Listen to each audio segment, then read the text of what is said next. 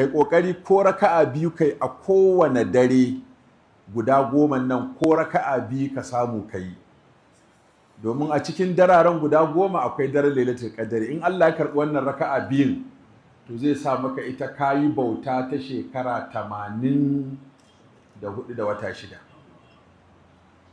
Kai kokari kuma ka yi sadaka ko da naira 10 ne, ko da naira 100 ne a kowane dare, ka kai sadaka da 1000. to idan Allah ya karɓi wannan naira 100 taka a dare ɗaya, to daidai yake da kayi sadaka ta shekara 84 da wata 6. kuma yace ka karanta qul huwallahu kafa 3, domin kowace qul huwallahu ɗaya daidai take da sulusun Qur'ani.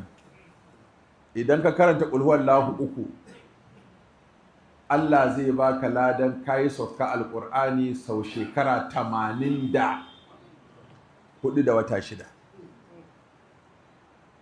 wannan shine mafi karanta ne, komai lalacin ka ne ta bangaren sadaka zaka iya bada naira 100, komai lalacin ka ne zaka iya karanta qul huwallahu kafa 3, komai lalaci ne zaka iya raka'a 2 akalla. wannan shine mafi karancin abin da mutum zai a waɗannan darare.